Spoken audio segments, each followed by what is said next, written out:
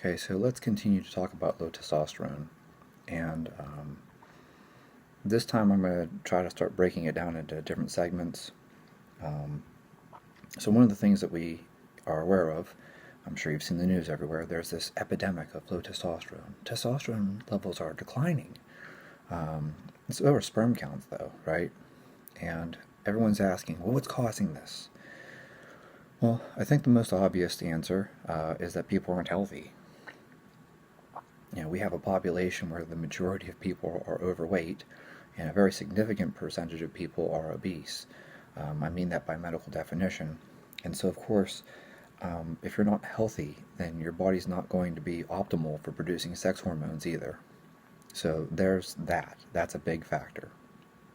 Additionally, and this is actually something I really want to share with people, there's a book called Jaws, The Hidden Epidemic. It's talking about teeth. Um, I have horrible teeth. They look nice because people fix them, but my jaw is all screwed up and my teeth are all crooked in the back. I have a crossbite on both sides, and um, that's the consequences you have of playing hockey for years. So, anyways, point being, if you check out this book, it gets into things like mewing. I'm sure some of you have heard of things like Mike Mew and the idea that our jaws should be wider. And, people historically had no issues with wisdom teeth. And indigenous cultures have healthy teeth, but we don't. We have small jaws, and we have allergies, because we're a bunch of mouth breathers. So our noses are all screwed up, our airways are all screwed up, our breathing patterns are all screwed up. And so I actually think that there's an epidemic of sleep apnea. I suspect that even people who don't have full-blown sleep apnea to where it's diagnosed probably have disordered breathing. Um, and so I will tell you personally, for me, getting a BiPAP changed how I sleep massively, changed how I recover too. Makes a massive difference. So if you don't already have a CPAP or a BiPAP, you should go get a sleep study done. Make sure it's one that's done with an EEG, because you may have central sleep apnea, which is what I have. I don't have obstructive sleep apnea. I have central, probably due to my history of traumatic brain injury. That's probably what caused it. But in any case, the point being, if you're not recovering, then you're not going to produce testosterone optimally, and that's probably a large factor of that is probably something like sleep apnea or disordered breathing. Yeah, it's kind of weird that breathing has become such a popular thing, but Wim Hof, we have what is it? The Oxygen Advantage or something like that is the name of one of those books. Breathing is becoming this really popular thing because of the fact that so many people, oddly enough, we suck at breathing. So I think that sleep apnea is playing a huge role in the declining testosterone levels, along with the fact that we're not very healthy. We eat a lot of seed oils, and those seed oils are not good for you. They oxidize, and it's not healthy. So we have a lot of people who are pre-diabetic. So that's another factor there. And of course, we're all stressed out. We're all exposing ourselves, even myself right now, hypocritical as it is, blue light from our electronic devices. So we're constantly looking at these electric devices. It shines blue light into our eyes. It's disrupting our circadian rhythm. We don't sleep well. And so we're all stressed out. We all have excessive exposure to blue light. We don't get enough sunlight, and so we don't sleep well, and so we don't recover well. And if your body is stressed out, it's too busy producing stress hormones like cortisol to produce sex hormones like testosterone. So I think that that's another major factor in why we're seeing an epidemic. And then, of course, I think the last name is Swan, who covered the fact that there's all these microplastics in our environment. And then on top of that, we've got all these endocrine disruptors in our environment. We got BPA and BPS and all these wonderful plastics, because everything in our society is made of plastic. People are talking about, carbon emissions and oil, and we need to cut back on cars. And it's like, okay, everything in your environment is made of plastic these days. Do you know where plastic comes from? Give you a guess.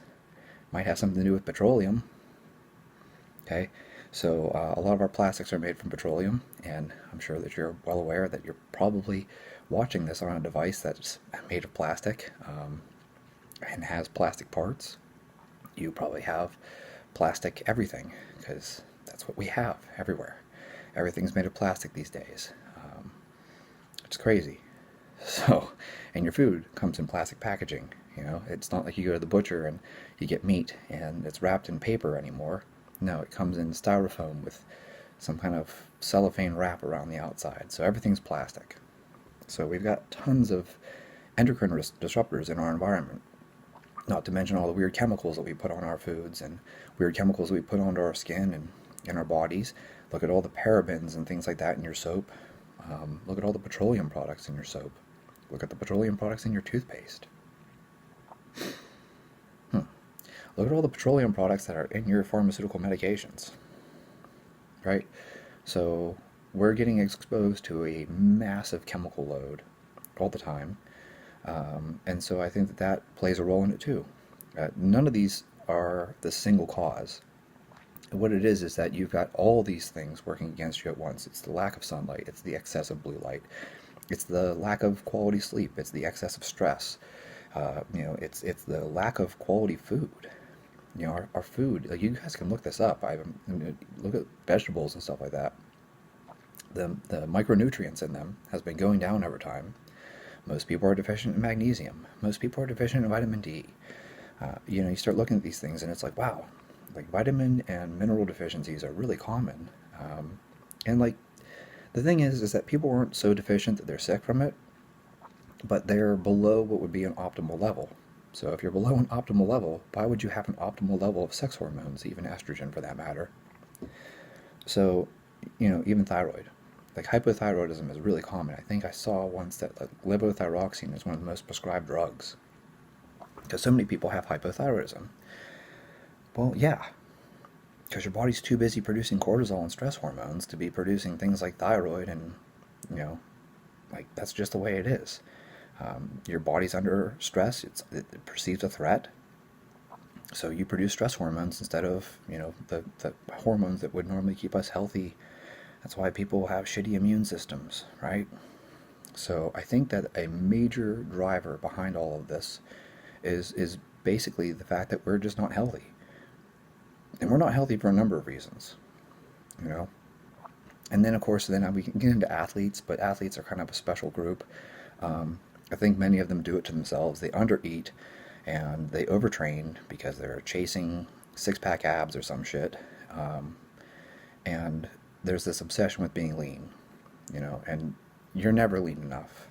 Like, I don't care how lean you get. There's pictures and videos of me where I'm unbelievably lean. I'm so lean that I lost the fat pads on my feet, and it hurts to walk on a hardwood floor, right?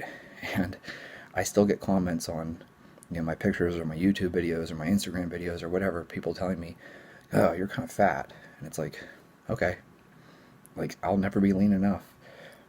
Thankfully, I don't really care, because I'm not getting on stage for a bodybuilding show or anything, but I always appreciate people giving me their 2 cents and letting me know that I'm still too fat.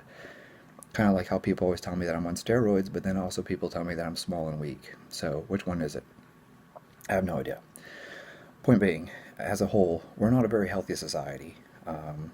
We eat garbage food. Even if you eat healthy, your food doesn't have the nutrients in it that it once had. We're under a massive amount of stress. We work too much. We're exposed to blue light all the time.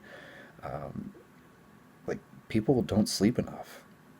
That's an epidemic in itself. Most people don't sleep enough, and then when they do sleep, they don't sleep well. And like I said, this whole thing of the teeth, I think it really actually is kind of important, because I think that it alters people's breathing patterns. And so you're breathing in a stressed breathing pattern. You're becoming sympathetic instead of parasympathetic because of the breathing disruptions, right? This disordered breathing is screwing with your nervous system. And a lot of people are mouth breathers because we can't breathe through our nose anymore because we have allergies. So just like that, you can see how very quickly our environment has kind of wired us to not be very healthy. And so why would you have optimal sex hormones or optimal sperm production if you're not very healthy? Your body isn't interested in reproduction. It's interested in survival.